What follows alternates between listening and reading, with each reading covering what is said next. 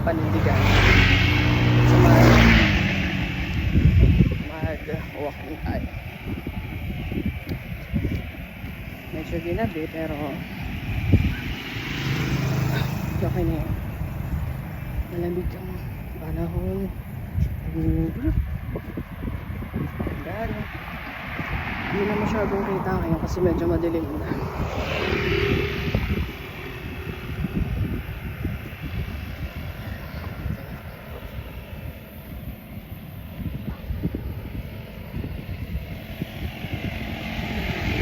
Dumadaan sa sakit.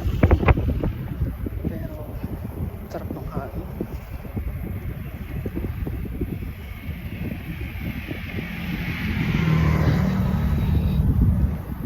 Kailangan na natin mag healthy living.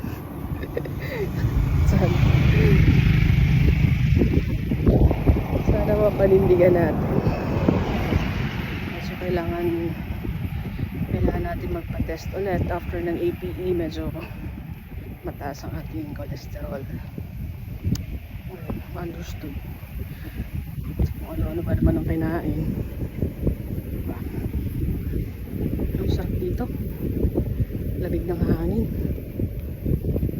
Sana naririnig nyo dyan. Sarap maglakad-lakad. Maganda ang sunset dito. Na-try ko nang mag-ano dito.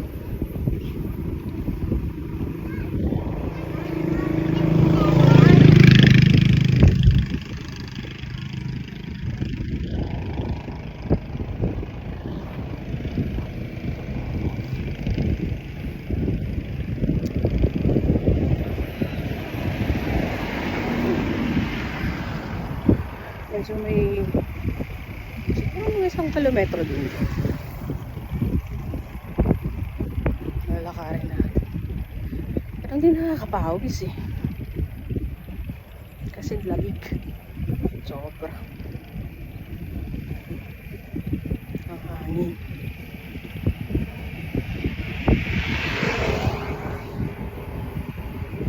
Sarap sana mag-jogging madaling araw, kaya hindi na tayo pwedeng magtatakbo kasi injured. Hindi na po pwede yung ating mga paa.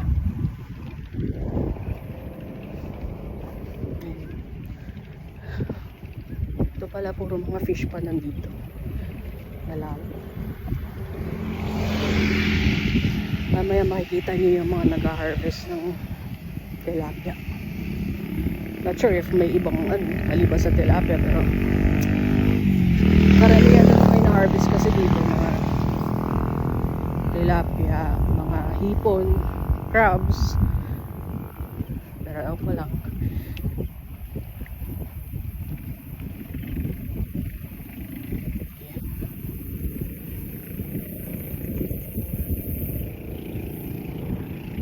Narinig niyo yung mga bangka.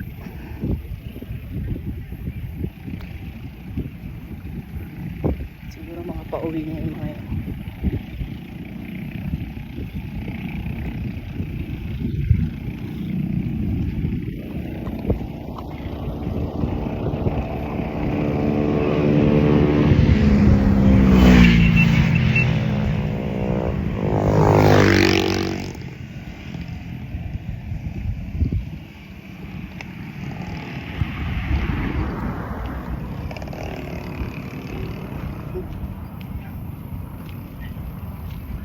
Medyo madilim. Hindi naman nakakatakot kasi ang dami naman dumadang sasakyan. Saka may nagbabantay na pulis sa may tulay. Kaya okay. Pagdating ng hapon dito, maraming nagja-jogging, biking, gano'n.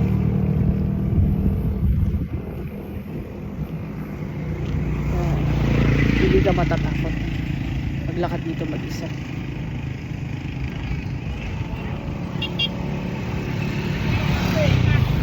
Kaya lang, bibihira akong nagagawa kasi bibihira naman tayo nandito.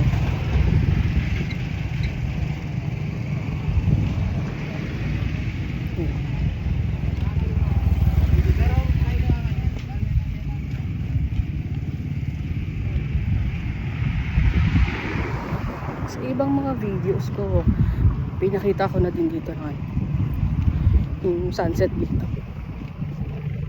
Maganda talaga. Saka lawak na ano dito. Daming fish pond.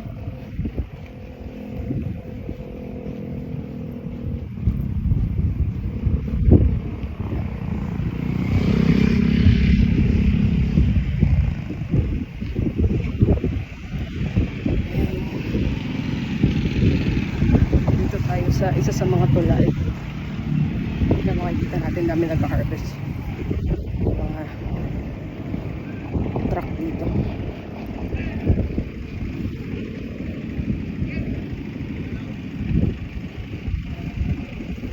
Lamig. Sobra.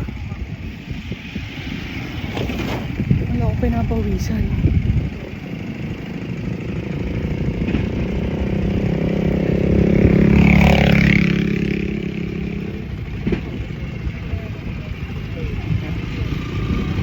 Dami nagre-ready ng mga truck dito.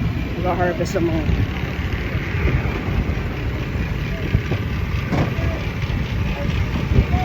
gabi sila nag-harvest. Pagdating na madaling araw, binabagsak nila sa palengke. Yan ang dami. Kung mapapansin nyo.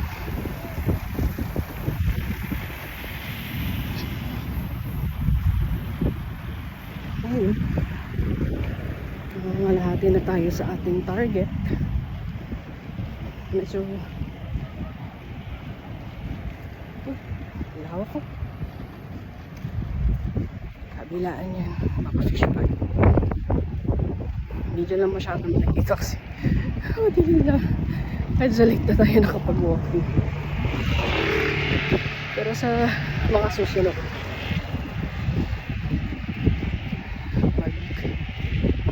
maglalakad-lakad tayo dito na maliwanag para makita niyo yung sinasabi ko, mga fish pond.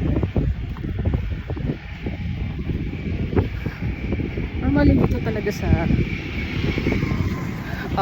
Pampanga, ang hanap buhay nila is fish pond talaga. Dito nang gagaling yung mga fresh na seafood.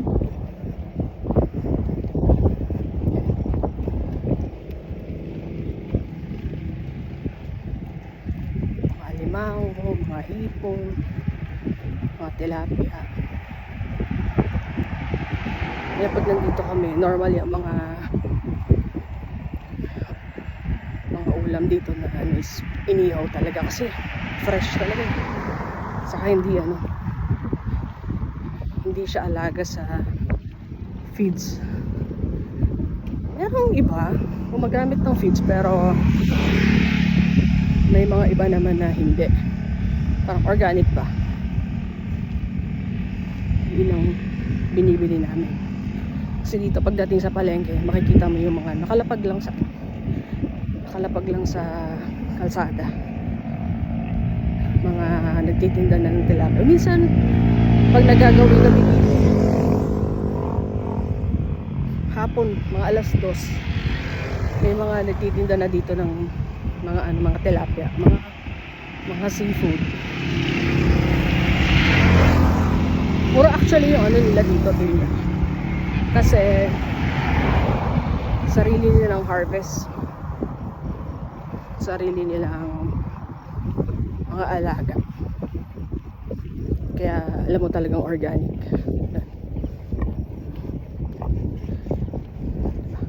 Medyo madilim. Pasensya na, pakita naman. Parang ganda dito paghapon. Late nga lang tayo talaga. Pero sa susunod, papakita natin ito ng may araw pa. Lalo yung sunset. Sunrise and sunset, maganda dito.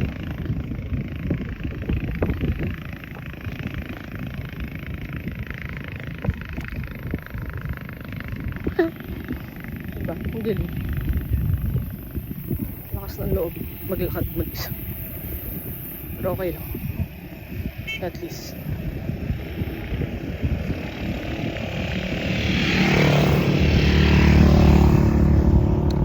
Pero doon naman banda maliwanag. Saka may mga nagbabantay naman na dito, pulis. Kaya mapapanatag ka naman. Hindi masyado nagpakita ang buwan. Medyo makulimlim. Actually makulimlim maghapon. Kagabi umulan dito pagdating namin.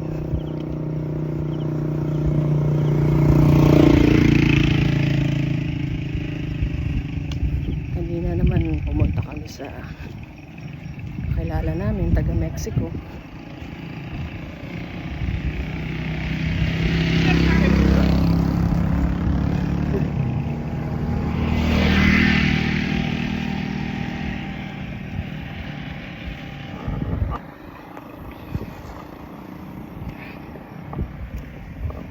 Tasmon. Dito tayo sa municipality ng Sasmuan.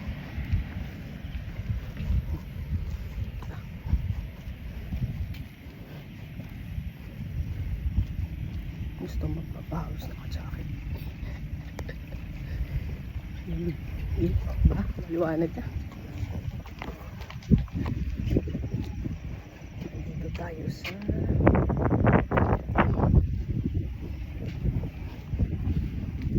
isa sa mga tulay.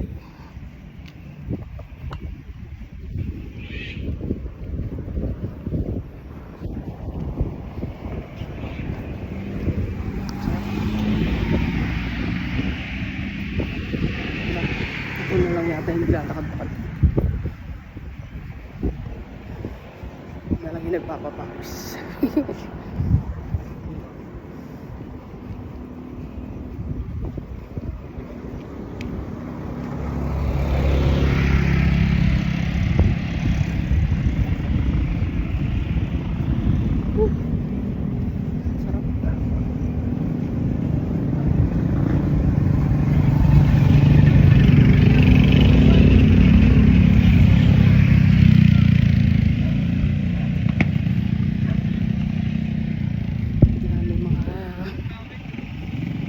Tricycle, nakamotor ang mga dumadaan.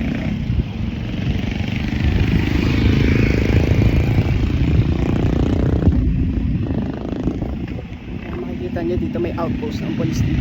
Kaya hindi ka matatakot.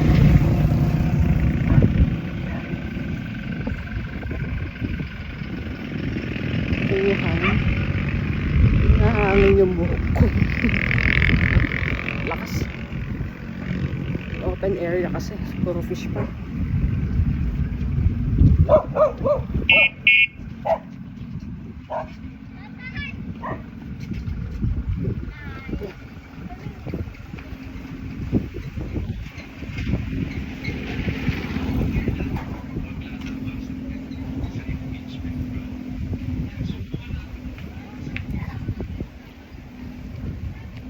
May outpost ng police.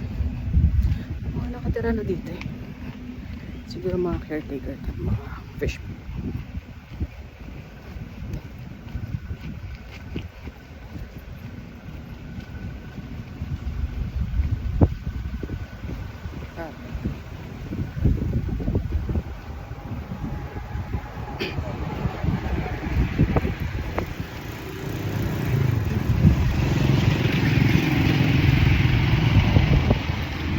Nagtitinda ng ano dito, kawayan, pambakod.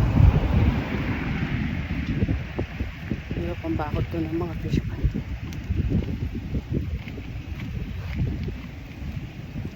Laking puno dito.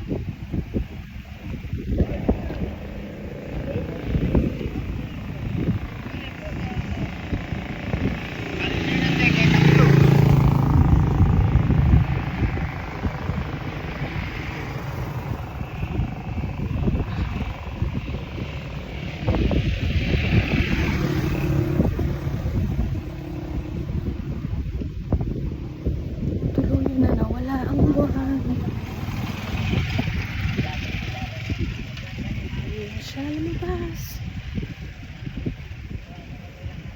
Anong ulap? Okay lang, maliwanag naman. Dito banda ay ilaw. Hindi tulad kanina.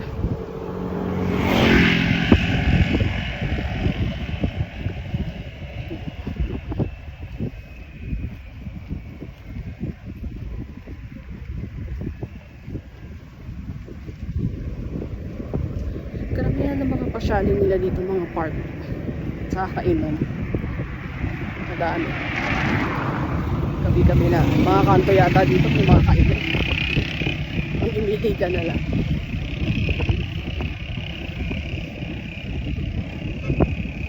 Minsan, pinapasyal namin yung mga nakikita namin sa mga vlog. Wala. Para ma-experience din yung na-experience nila kung totoo ba. Okay, hindi. Pero karamihan naman. Totoo naman. Sarap yung mga ano dito. Kasi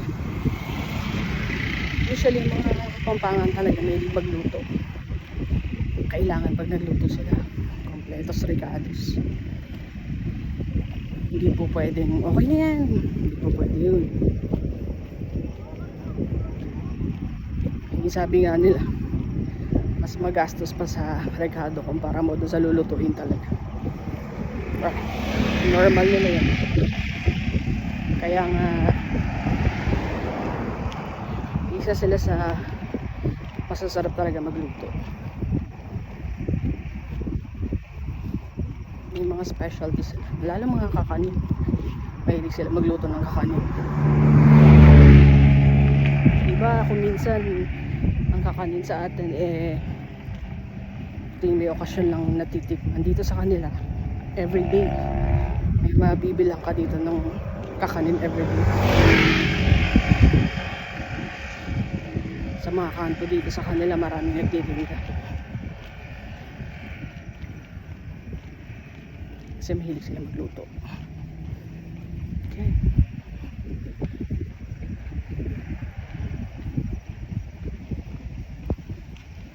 Sayang hindi ko mapakita sa inyo yung mga bangka, mga ginagamit nila dito sa fish pond. Pero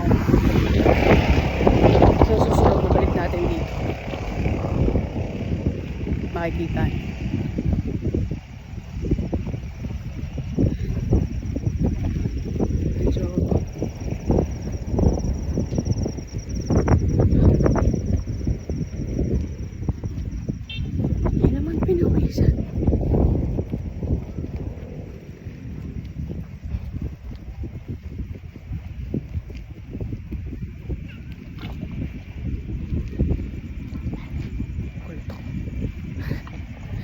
ay aso.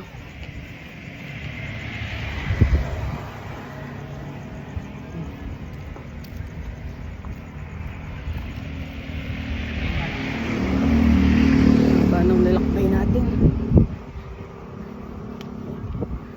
Wala pang, pero wala pang 20 minutes.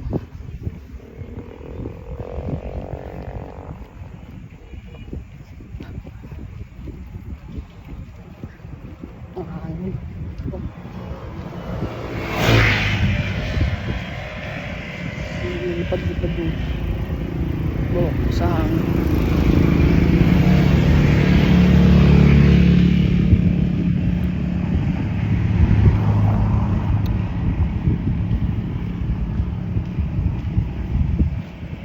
Tataka lang ako saan nagagaling yung mga kawayan dito. Wala akong makita mga puno ng kawayan. Ang daming mga gawa ng bakod dito. Kawayan gamit, nagtitinda pa.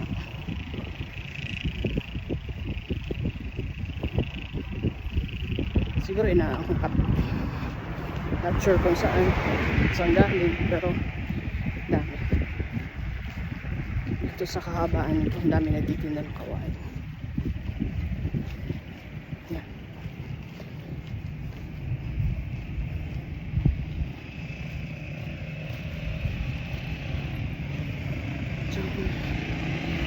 Malapit na tayo.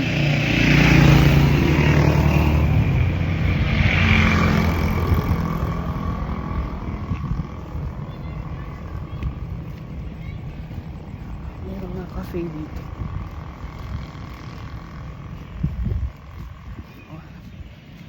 Dami na natitinda na milk tea. Hindi mo na maintindihan kung alin din yung totoong milk tea. Hindi mo na ma-distinguish.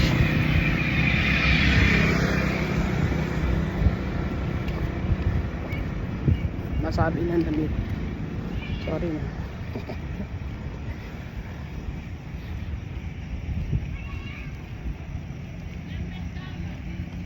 Wow.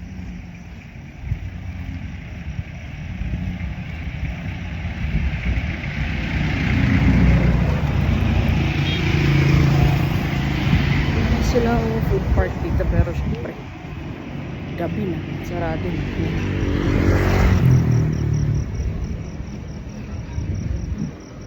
Yeah. Food park. Pero syempre, gabi, sarado na.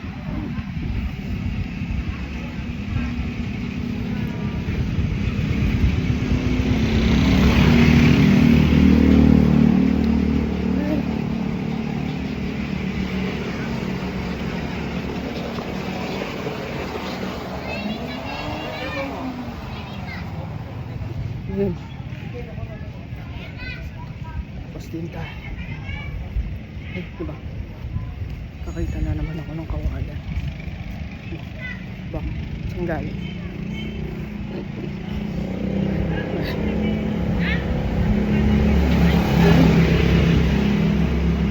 Tapos na tayo dun sa